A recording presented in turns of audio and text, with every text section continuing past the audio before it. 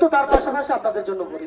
কিন্তু যেমন আপনারা সালাত আদায় করলেন, এটা যত ভাবেই আপনার গুরুত্ব দিতে হবে, অনুরূপ ভাবে খুতবা শোনার পর তবে একত্রিত দুটো এক হবে ঈদ আদায়।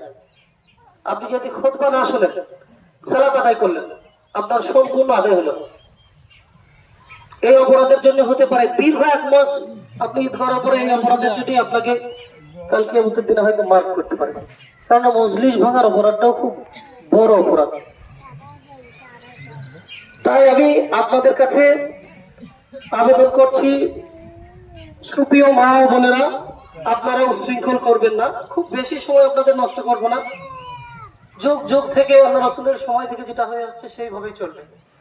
খুতবা 25 মিনিট 20 মিনিটের মধ্যে একদম সম্পূর্ণ কমপ্লিট হয়ে যাবে। আপনাদের বিরক্ত হওয়ার কোনো অসুবিধাই নেই, তার কারণ লম্বা খুতবা হবে না। তাই আমি খুতবা শুরু করছি, তো ধৈর্য ধরবেন। ইন্নাল হামদুলিল্লাহ নাহমাদুহু ওয়া নাস্তাঈনুহু ওয়া নাস্তাগফিরুহু ওয়া নু'মিনু বিহি ওয়া নাতাওয়াক্কালু আলাইহি ونعوذ بالله من شرور أنفسنا ومن سيئات أعمالنا من يهده الله فلا مضل له ومن يضلل فلا هادي له وأشهد أن لا إله إلا الله وحده لا شريك له وأشهد أن محمدا عبده ورسوله أما بعد فإن خير الحديث كتاب الله وخير الهدي هدي محمد صلى الله عليه وسلم وشر الأمور محدثتها وكل محدثة بدعة وكل بدعة ضلالة وكل ضلالة في النار أرسله بالحق بشيرا ونذيرا وداعيا إلى الله بإذنه وسراجا منيرا وقال الله تعالى في كلامه المزيد والفرقانه الحميد أعوذ بالله من الشيطان الرجيم بسم الله الرحمن الرحيم إنما صدقة للفقراء والمساكين والعاملين عليها والمؤلفة قلوبهم وفي الرقاب والغارمين في سبيل الله وابن السبيل فريضة من الله والله عليم حكيم. وقال النبي صلى الله عليه وسلم لسائلي فرحتان، فرحة عند فطري، فرحة بلقاء ربي. وقال الشاعر للعربية إنما العيد لمن لبس الجديد ليس العيد لمن لبس الجديد إن العيد لمن خاف بالعيد. وقال الشاعر للأردبية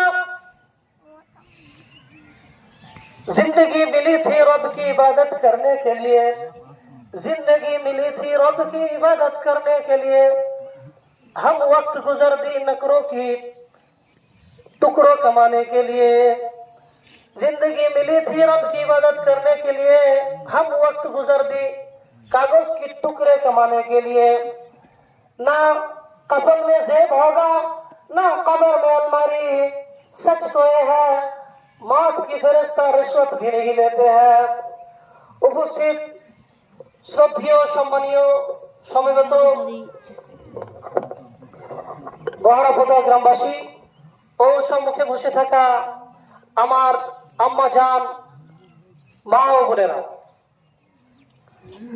যে রব্বুল আলামিন আমাদেরকে দীর্ঘ 1 মাস সিয়াম পালন করার পর সকলকে একত্রিতভাবে ঈদের যে 2 রাকাত মুআক্কাদা সালাত তথা সুন্নত মুআক্কাদা আদায় করার তৌফিক দান করেছেন বা করলেন, সেই রব্বুল আলামিনের প্রশংসা করে শেষ করা যায় না। তাই আমরা একটি ছোট্ট বাক্য ধরে বলতে গেলে আলহামদুলিল্লাহ।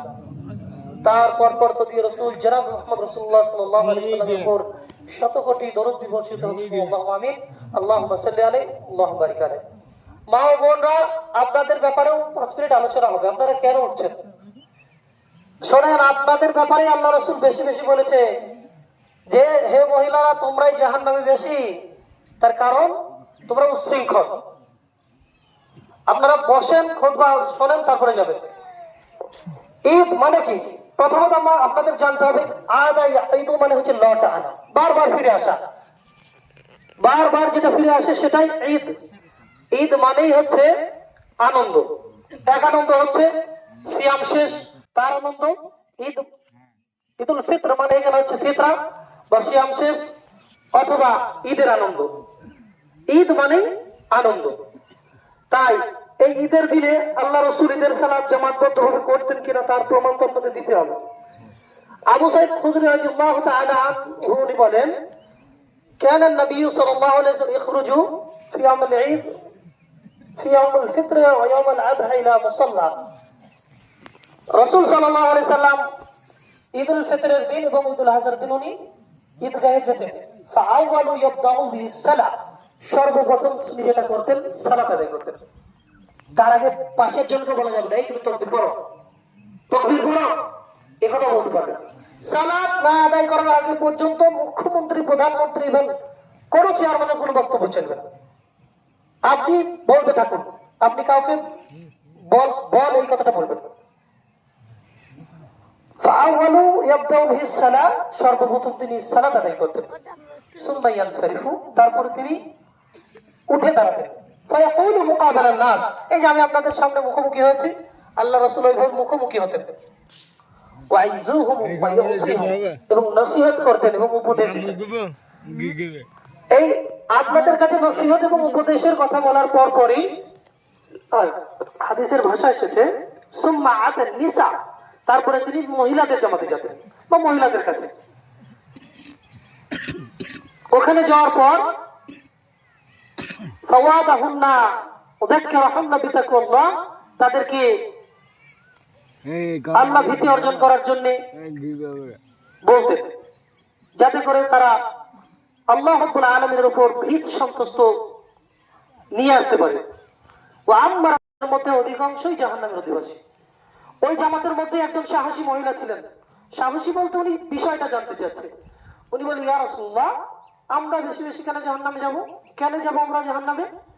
তখন আল্লাহ রাসূল বলল, তোমরা স্বামীর ইত্তেবা করো না। সারা বছর ঠিকঠাক সংসার চালায়, একটা কোনো বিষয় নিয়ে যদি একটু টাল বাহানা হয়ে যায়, তো এমন বাহানা করো যে সারা জীবন আমার সুখ দিল না, আমার জীবনটা সরকার হয়ে গেল, জীবন আমি রাখবো না, এই যে নাশুকরিয়া স্বামীর আদায় করো। তারপরে কি করো? তোমাদের বিবেকের ক্ষতি আছে, দিনের ক্ষতি আছে। ইয়া রাসূলুল্লাহ, দিনের ক্ষতি কি? ওই যে তোমরা হায়েজ হলে রোজা কাজা হয়ে যায়, সালাত আদায় করতে পারো না, এটা হচ্ছে তোমাদের দিনের ক্ষতি। বিবেকের ক্ষতি কি? ওই যে পুরুষ একজন সাক্ষী সমান মহিলা দুইজন সাক্ষী, এটা তোমাদের বিবেক। আচ্ছা আচ্ছা, ঠিক আছে, রব্বুল আলামিন যেখানে এইভাবেই করেছে তাহলে ঠিকই আছে, এইভাবে বলতেন। প্রিয় মা ও বোন, আপনাদের বলি, আপনি হাজার ইবাদত করেন, বন্দেগী করেন, আপনার স্বামী যদি আপনার উপরে নাখোশ থাকে তাহলে আপনার সমস্ত ইবাদত বিফল হবে। তার কারণ আল্লাহ রাসূল নিজেই তার মেয়ে ফাতেমাকে বলছে, ফাতেমা, তুমি, আমি নবীর মেয়ে হতে পারো, কিন্তু আলী যদি তোমার উপর নাখোশ থাকে তোমার সব বরবাদ হয়ে যাবে। কিন্তু আমরা সেটা মনেই করি না। ও প্রিয় মা ও বোনেরা, আপনাদের বলতে চাই, নারী তো ফাতেমা রাদিয়াল্লাহু তাআলা আনহা সেও ছিল, খাদিজা রাদিয়াল্লাহু তাআলা আনহা উনিও ছিল।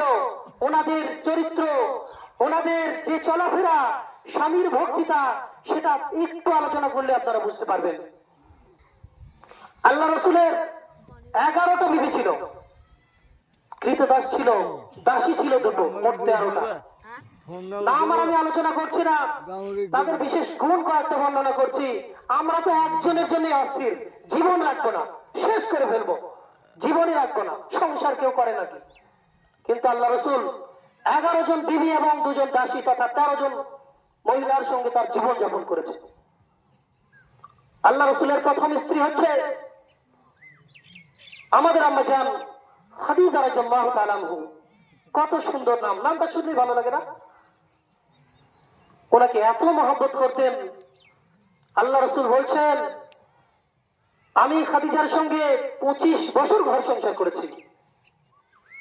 খাদিজা এতটা সাহায্য সহযোগিতা আমাকে করেছে, খাদিজার অবদান আমার মধ্যে এবং তথা ইসলাম প্রচারের মধ্যে এত পরিপূর্ণ যা বলে বোঝানো যাবে না বা কল্পনা করা যাবে না। খাদিজা রাদিয়াল্লাহু তাআলা আনহা উনি এত বেশি আল্লাহ রসুলকে ভালোবাসতেন। আল্লাহ রসুলকে সেই সময়ের কুরাইশরা 3 বছর জেলে বদ্ধ করেছিল শিয়াবে আবু তালেবে। আল্লাহ রসুল বলছেন, সেখানে কেউ যায়নি আমার কোন আপনজন, আমার সঙ্গে খাদিজা রাদিয়াল্লাহু তাআলা 3 বছর জেল কেটেছে। শুধু তাই নয়, এই নারীটাকে রব্বুল আলামিন খোদ আরশ থেকে সালাম পাঠিয়েছে। কত ভাগ্যবান মহিলা দেখুন। কেন? স্বামী ভক্তির কারণে। আপনারা যারা হজে গিয়েছেন অবশ্যই জানেন, হেরা গোয়া যেখানে ধ্যানে মগ্ন থাকতেন, কতটা চূড়া, কতটা পথ, পাহাড়িয়া কষ্ট দুর্গম পথ, সেই পথ পাড়ি দিয়ে হাদিসের মধ্যে বর্ণনা এসেছে 2 বার উনি খাবার দিতে যেতেন। সুবহানাল্লাহ, কত কষ্ট করতেন। আল্লাহ রসুল তার জন্য বলছে যে খাদিজা আমার জীবনে সমস্ত কিছুর মধ্যে স্বামী আছে। আয়েশা রাদিয়াল্লাহু তাআলা আনহা উনি খোদ নিজেই বলছেন যে আমরা বাকি যে আল্লাহ রসুলের স্ত্রীগুলো ছিলাম, মাতুল মুমিনিন গুলো, সবাই থাকা সত্ত্বেও মনে হতো যেন আমাদের এই সতীনটা এখন আমাদের মধ্যে আছে। আল্লাহ রসুল এত ওনার নাম জপতেন, এত বলতেন, এত আলোচনা করতেন। আল্লাহ রসুল নিজেই বলছেন, আমার দুঃসময়ে কেউ সাথী ছিল না, খাদিজা রাদিয়াল্লাহু তাআলা আমার দুঃসময়ের সাথী ছিল। কেউ আমাকে আশ্রয় দেয়নি, টাকা দেয়নি, পয়সা দেয়নি, শেল্টার দেয়নি, কারো কাছে কোনো আশ্রয় পাইনি। এই খাদিজা রাদিয়াল্লাহু তাআলা আমার কাছে ছাতার মতো, আমব্রেলার মতো, মেঘের মতো ছায়া করে থাকতো।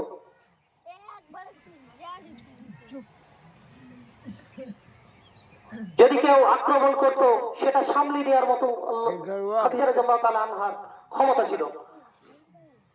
তায়েফের মানুষরা যখন অক্ষম নির্যাতন করলেন, অন্য কোনো বিবি হলে হয়তো আরো আগিয়ে দিতেন, এইভাবে মেরেছে, চলুন আপনি দেখি। কিন্তু উনি এত বুদ্ধিমান ছিলেন। আল্লাহ রসুল নিজেই বলেছেন, রিজিকতু হুব্বাহা, খাদিজার মহব্বত, ওনার যে বোঝানো, এটা আমার অন্তরের খাবার দেয়। সারাদিন মার খেয়ে আসার পর এই স্ত্রী এমন ভাবে বোঝাতেন আল্লাহ রসুল, উনি আপনি যে আপনার রসুল, এটা তারা বুঝতে পারেন।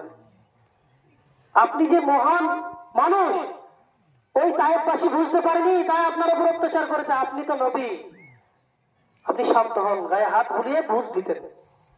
আল্লাহ রসুল বলছে, খাদিজার এই বোঝানো, এই যে সহযোগিতা করা, এটা আমার অন্তরের খাবার দান করতো। পরের দিন আমি আবার তাবলীগ বা আবার দাওয়াতের কাজ করতে সক্ষম হতাম। প্রিয় মা, আপনাদেরকে বলছি, আপনারা অবশ্যই স্বামীর ইত্তেবা করবেন, আনুগত্য করবেন। কেন? আপনি ইবাদত করে যদি স্বামীর আনুগত্য না করেন, আপনার সমস্ত কিছু বিফল হয়ে যাবে। এত ভালোবাসতেন খাদিজাকে, যেদিন দাফন হলো, কাফন হয়ে দাফন হলো, মাটি দেওয়ার পর ফিরে আসবেন, আল্লাহ রসুল ফিরছেন না। আবু বকর বলছে, ইয়া রাসূলুল্লাহ, আপনি চলুন। বলছে, না, আমি যাবো না। আবু বকর, তুমি জানো না, আজ যে মহিলাকে আমি কবরস্থ করলাম, ইনি সাধারণ কোনো মহিলা নয়, ইনি আমার বিপদের দিনের সঙ্গিনী খাদিজা। যখন আমার কেউ ছিল না, তখন ছিল খাদিজা। আবু বকর, আমার মাথায় কোনো মানুষ নেই, কেউ আমাকে আশ্রয় দেয়নি, খাদিজা আমাকে আশ্রয় দিয়েছিল। এত শিল্পপতি, বড় ব্যবসায়ী, সামান্য একটা কর্মচারীকে বিবাহ করে তাকে সমস্ত অধিকার বুঝিয়ে দিয়ে তিনি নিজের স্বামী বলে গ্রহণ করে নিয়েছিলেন। প্রিয় মা, আপনাদের বলছি, আল্লাহ রসুলের চরিত্র থেকে পাওয়া যায়, আল্লাহ রসুল বিশেষ করে তার স্ত্রীদের সঙ্গে একই পাত্রেই গোসল করতেন, একই পাত্র থেকে লোটা উঠিয়ে পানি ঢালতেন এবং গোসল করতেন। আবার আয়েশা রাদিয়াল্লাহু তাআলা আনহা বলছেন, আল্লাহ রসুল যে জায়গায় পানি খেত গ্লাসে মুখ দিয়ে, বা আমি যে জায়গায় গ্লাসে মুখ দিয়ে পানি খেতাম, সেই জায়গাটা আল্লাহ রসুল ঘুরিয়ে ঘুরিয়ে দেখতো। দেখবেন ঠোঁটের যে ছাপ, কাঁচের গ্লাস অথবা স্টিলের গ্লাসে যদি আপনার ঠোঁটের ছাপ থাকে, দেখবেন ওই জায়গাটা একটু হালকা মেঘাচ্ছন্ন ভাবে হাফচা হাফচা লাগে। বা ঠোঁটের যে সুরখিয়া, ওই যে নালীগুলো, সেগুলো ছাপ থাকে।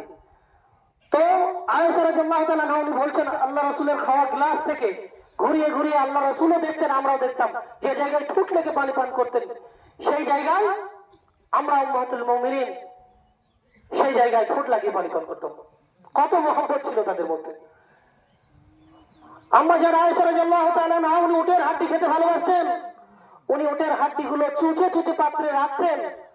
বিশ্ব নবী, আমার নবী, আপনার নবী তথা সারা পৃথিবীর নবী সেই হাড্ডিগুলো হাতে করে নিয়ে চুচে চুচে খেতেন। সুবহানাল্লাহ, কত তাদের মধ্যে মহব্বত ছিল। আজ আমাদের মধ্যে স্বামী ভক্তি কমে গেছে। আমরা স্বামীকে ভক্তি করি না, এখন ভক্তি তো হয়েছে নারী ভক্তি। এখন যদি পুরুষ নারী ভক্তি না হয়, তাহলে খাবার দাবার বন্ধ, তার বিপদ আছে।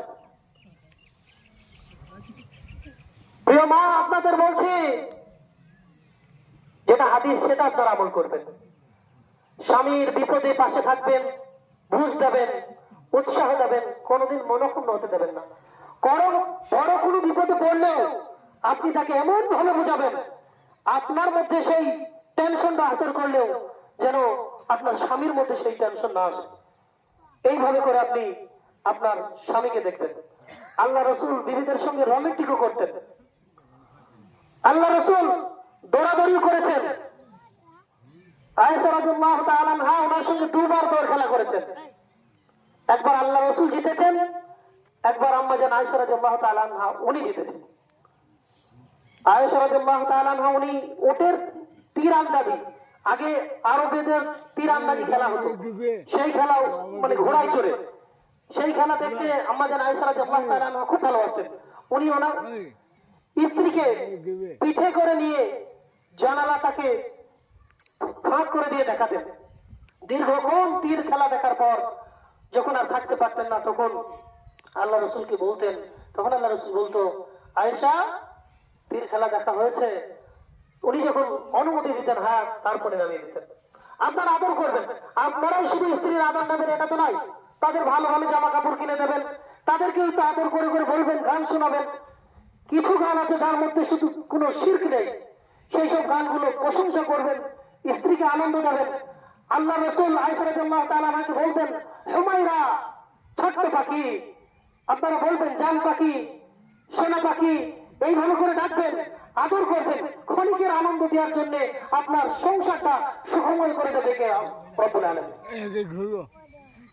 সব সময় আপনার মিজাজ খিটখিটে যদি থাকে, সেই মানুষটা আপনাকে কিভাবে তার মতো করে মানিয়ে নেবে? তার তো মনে হয় আপনার সংস্পর্শে এসে তার পাথরি ভরা মনটাকে একটু গলিয়ে নেওয়া, এটাই ভাববেন না। দুজনেরই সমান কর্তব্য আছে, সেদিকে অবশ্যই দেখে যাবেন। মা বোন, আপনাদেরকে বলছে, আপনারা অবশ্যই আপনাদের স্বামীর ইত্তেবা করবেন। কেন করবেন সেটার কারণ বলছে আল্লাহ রাসূল বলছে, আমি পৃথিবীর মানুষকে যদি আল্লাহর পর কারোর কাছে সেজদা দেওয়ার হুকুম দিতাম, তাহলে নারী জাতিকে বলতাম, তোমাদের স্বামীর পায়ের তলে সিজদায় লুটিয়ে পড়ো। তার কারণ কত গুরুত্ব দেওয়া হয়েছে। সম্মানীয় মা ও বোনেরা, আপনারা অবশ্যই সেদিকে একটু লক্ষ্য রাখবেন। যেহেতু আপনাদের আলোচনা সম্পূর্ণ হয়ে গেছে, আপনারা কোনো শৃঙ্খল করবেন না, শৃঙ্খলবদ্ধ ভাবে দেখবেন পথ ভাগ করে দেওয়া আছে, আপনারা আস্তে আস্তে আপনাদের বাড়ির দিকে চলে যাবেন। এইবার বিশেষ করে সার্বিক আলোচনা হচ্ছে ইস্তাকাত কুল্লু।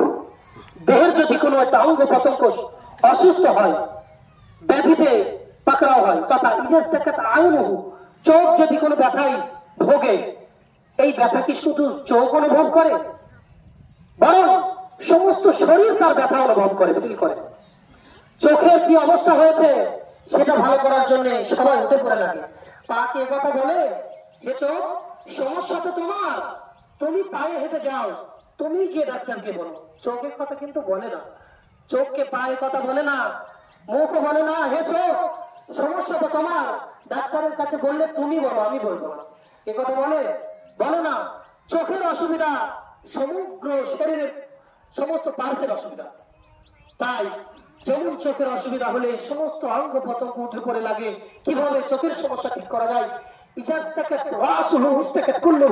মাথার অসুবিধা হলে সমস্ত শরীরের অসুবিধা। শরীরের কোনো একটা পার্শ্বের যেটা অসুবিধা হয় সমস্ত পার্শ্বের অসুবিধা। অনুরূপ ভাবে বলেন, ফিলিস্তিনি ভাইদের উপরে যদি কোনো অত্যাচার হয়, তাদের উপরে নির্যাতন হয়, আমি আপনি মুসলিম হিসাবে তাদের উপরে যদি কোনো অত্যাচারের নিষ্কাশন চলে আসে, তাহলে কি আমি আপনি তথা এই পশ্চিমবাংলার মানুষ তথা গড়াপুতার মানুষ কি আমরা আরামসে ঘুমিয়ে থাকতে পারি? কখনো পারিনি। তার কারণ তারাও আমাদের ভাই। নবীজির হাদিস অনুযায়ী তারা আমাদের বডির অংশ। যদি কোনো মানুষের তাদের এই নির্যাতন, তাদের উপরেই নিষ্পেষণ দেখে তার মধ্যে পেরেশানি, ব্যাকুলতা এবং অস্থিরতা কাজ না করে, তাহলে নবীজির ভাষ্য অনুযায়ী বলা যায় আপনি এখন ইমানদারের বডির অন্তর্ভুক্ত নয়, আপনি বেঈমান আছেন। যদি তাদের অশান্তি, তাদের উপরে আযাব মুসিবত এইগুলো যদি আপনার মনে হয় যে না আপনার ব্যথা হয় না, আপনি নিদ্রায় কোনো চিন্তা নেই, তার মানে নবীজির যে ভাষা আপনার ইমানের ঘাটতি আছে। ফিলিস্তিনিদের উপরে এমন অত্যাচার করা হয়েছে, ইসরায়েল এরা এমন অত্যাচার করেছে, তাদের পানি বন্ধ, ঔষধ সামগ্রী, খাবার, ফুড যত কিছু আছে সমস্ত বন্ধ। একজন শিশু দেখাচ্ছে হয়তো তার পিতা মাতাও শহীদ হয়ে গেছে, এই এতিম সন্তানটা 8 বছরের এক সন্তান এই ঘাসের কিছু লতা পাতা ঘাসের তোড়া নিয়ে সে ছিঁড়ে ছিঁড়ে খাচ্ছে, আর সেটা তার ক্ষুধার্ত নিবারণ করছে। আচ্ছা বলুন তো, আমি আপনি যদি এই দৃশ্য দেখি, তো আমরা আজকে তাদের এই দৃশ্য দেখার পর মহা স্বচ্ছ আনন্দে আমাদের সন্তানাদিকে নিয়ে ওই যে বিভিন্ন ক্ষীর, সামার এবং মাংস রুটি, সেটা কি আমাদের অন্তরের মধ্যে আনন্দের সঙ্গে যাবে? কখনো যাবে না। মুসলিম হিসাবে আমরা সেই ব্যথায় ব্যথিত হব, আমাদের সেই ব্যথা আমাদের অন্তরের মধ্যে আঘাত করবে, অন্তরের মধ্যে জায়গা করে নেবে।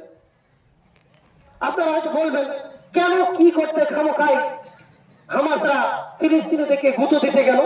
আপনারা হয়তো জানেন না, 1947 তথা 48 সালের পর থেকে এই যে ইসরায়েল, একটু 2 মিনিটের ইতিহাসটা জানো, ইসরায়েল এদের কোনো অস্তিত্বই ছিল না।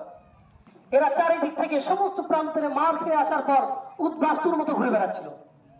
পাশ্চাত্য সভ্যতা তথা পশ্চিমা যে বিস্ফোরা বলে তথা ইউনাইটেড স্টেট অফ আমেরিকা, ওরা ওদেরকে একটা চার্ম করে দিলেন, একটা দখলদারি রাষ্ট্র কায়েম করে দিলেন।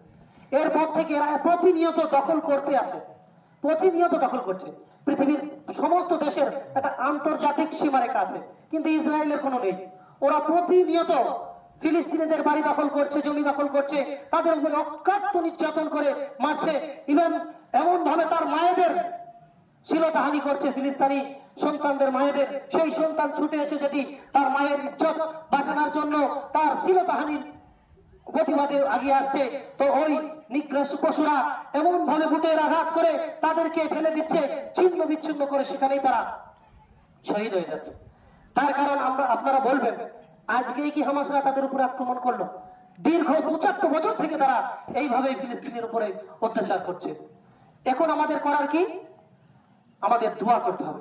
তার কারণ আজ আমাদের গত বছরে 24শে অক্টোবর থেকে এ পর্যন্ত 40,000-এর বেশি ফিলিস্তিনি শহীদ হয়ে গেছে। তার মধ্যে শিশুই 10,000, গর্ভবতী মা, মহিলা কিছু সংখ্যক, প্রায় 10,000-এর ঊর্ধ্বের মানুষের হাত পা কিছুই খুঁজে পাওয়া যায়নি। ওই বিধ্বস্ত মালবা তথা ওই ধূলিসাৎ বাড়ির মধ্যে জীবিত লাশ হয়ে গেছে। এত মর্মান্তিক ঘটনা। আমাদের কোনো ক্ষতি হয়নি, ক্ষতি তো ওদের হয়েছে। আপনারা বলবেন, কি বলবেন মৌলানা সাহেব, 40,000 মানুষ মরে গেছে, আমাদের কোনো ক্ষতি হয়নি? ক্ষতি আমাদের হয়েছে। ক্ষতি কি ওদের হয়নি? ওদেরও হয়েছে, কিন্তু ওদের খবরগুলো আসে না। তার কারণ আমাদের মধ্যে যারা মারা গেছে তারা শহীদ হয়ে গেছে। তার কারণ এখানে কোরআনের আয়াতের মধ্যেই রব্বুল আলামিন বলছেন, ইয়ামসাসকুম কারহু ফাকাদ মাসাল কওমা কারহুম মিসলু ওয়া তিলকা আইয়ামুন নুদাবিলুহা বাইনান নাস। আমাদের মধ্যে যারা ওদের আঘাতে, ওদের আক্রমণের শিকার হয়ে নিহত হয়েছো, আহত হয়েছো, মনে রাখো আমাদের এই আহত নিহত বিফল হয়নি। এর মাধ্যমে আমরা একটি চিরস্থায়ী জায়গা পেয়েছি, আমাদের সুখময় জান্নাত আমরা পেয়েছি। কিন্তু আমরা ওদের যে কটাকে পৃথিবী থেকে সরিয়েছি তারা ডিরেক্ট জাহান্নামে গিয়েছে। তারপর আয়াতে রব্বুল আলামিন বলছেন, ওয়ালা তাকুলু লিমান ইউকতালু ফি সাবিলিল্লাহি আমওয়াতান বাল আহইয়াউ ওয়ালাকিন লা তাশউরুন। তোমাদের মধ্যে যারা আল্লাহর রাস্তায় নিহত হলো, জীবন দিল, তাদেরকে তোমরা মৃত্যু বলো না, তাদেরকে তোমরা মৃত্যু বলে এই কথা ঘোষণা করো না। বাল আহইয়াউ, প্রকৃতপক্ষে ওরা জীবিত, ওদের জীবন সম্পর্কে কোনো ধারণা নেই। ওয়ালা তাহসাবান্নাল্লাযীনা কুতিলু ফি সাবিলিল্লাহি আমওয়াতান বাল আহইয়াউ ইনদা রাব্বিহিম ইরযাকুন। তোমাদের মধ্যে যারা আল্লাহর রাস্তায় জীবন দিল, নিহত হলো, তাদেরকে তোমরা মৃত্যু বলে কল্পনাই করো না। জীবিত মানুষ যেমন সকাল সন্ধ্যায় আহার গ্রহণ করে, তারাও রব্বুল আলামিনের কাছে রিজিক প্রাপ্ত হয়। সুবহানাল্লাহ। আমি বুঝতে পারছি আমার গৌরবতার ভাইরা একটু অধৈর্য হচ্ছেন। আপনাদেরকে অধৈর্য হওয়ার কিছু নয়, আর 5 মিনিট আপনারা বসেন, তারপরে ছেড়ে দিচ্ছি। যেহেতু রমজানের কিছু, ঈদের সালাতের কিছু সুন্নাত দুটো দিন নিয়ে আলোচনা করে আমি ছেড়ে দেবো। রাসূলুল্লাহ সাল্লাল্লাহু আলাইহি সাল্লাম ঈদুল ফিতরের দিন কয়েকটা খেজুর না খেয়ে ঈদগাহে যেতেন না। ওয়ালা ইয়াকুলু ইয়াউমাল আহদা হাত্তা ইয়াকুলু ইদাহি। আর ঈদুল আজহার দিন তথা কুরবানির দিনে উনি সালাত আদায় না করা পর্যন্ত খেতেন না। আনাস রাদিয়াল্লাহু তাআলা বলেন, রাসূলুল্লাহ সাল্লাল্লাহু আলাইহি ওয়াসাল্লাম ইয়াকুলু তামরাতিন ইয়াকুলু বিতরান। রাসূলুল্লাহ সাল্লাল্লাহু আলাইহি ওয়াসাল্লাম খেজুর খেতেন ঈদের সালাতের তথা ঈদুল ফিতরের দিন, বিজোড় খেজুর খেতেন। তাই আমরা অবশ্যই এই সমস্ত সুন্নতের উপর আমল করেছি কিনা সেটা জানি না, কিন্তু অবশ্যই আপনারা আমল করবেন। তার কারণ দীর্ঘ 1 মাস আপনারা যে অকাত্য পরিশ্রম, শুকিয়ে থাকার পর তৃষ্ণা যন্ত্রণা সহ করে রব্বুল আলামিনের ডাকে সাড়া দিয়েছিলেন, অনুরূপ ভাবে করজোড়ে আপনাদের অনুরোধ করে বলে আপনারা যেন সালাত ছাড়বেন না। তার কারণ আউয়ালু মা ইউহাসিবু ফি ইয়াউমিল কিয়ামাতি সালাহ। সর্বপ্রথম কিয়ামতের দিন যে জিনিসটা নিয়ে হিসাব নিকাশ হবে সেটাই হচ্ছে সালাত। প্রিয় ভাই, আপনারা সালাত আদায় করবেন, সালাত পড়বেন, নামাজের মধ্যে থাকবেন। দেখবেন নামাজের মধ্যে থাকলেই আপনাদের মধ্যে থেকে নোংরামি, গ্লানিতা সেইগুলো আস্তে আস্তে লোপ পাবে, সেদিকে অবশ্যই লক্ষ্য রাখবেন। আর বিশেষ করে ফিতরা, অবশ্যই যে সমস্ত খাত বর্ণনা করা হয়েছে আপনারা জানেন, সেই সমস্ত খাতের মধ্যেই দিতে হবে। আর আমি বিশেষ বর্ণনা করছি না। পরিশেষে দোয়া করি রব্বুল আলামিন আমরা সমস্ত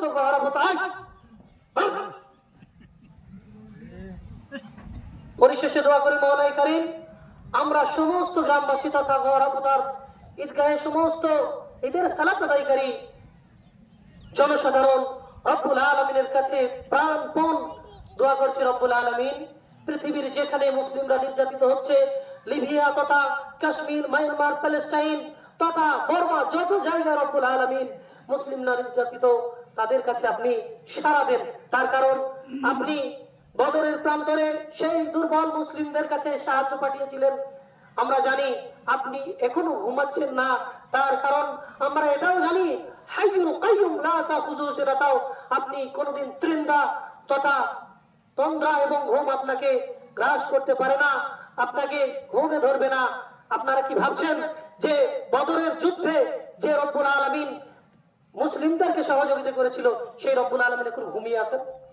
তিনি রিটায়ারমেন্ট করেছেন বা তিনি কোনো আত্মীয়র বাড়ি বেড়াইতে গেছেন এটা ভাবছেন?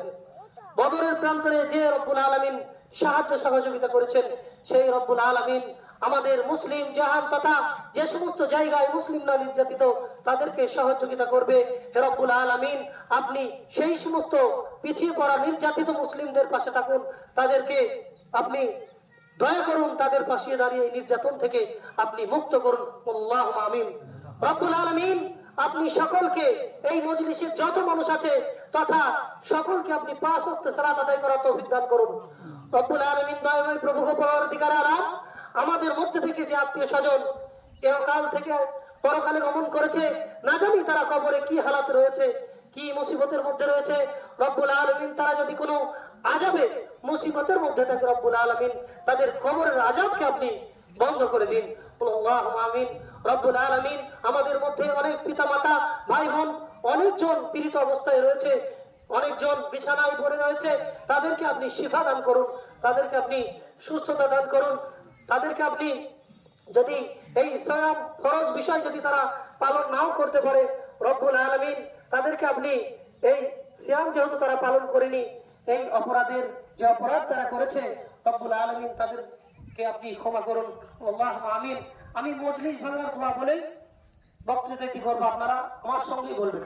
সুবহানাকা আল্লাহুম্মা ওয়া বিহামদিকা আশহাদু আল লা ইলাহা ইল্লা আনতা আস্তাগফিরুকা ওয়া আতুবু ইলাইক। শুকরান। হুজুর কয়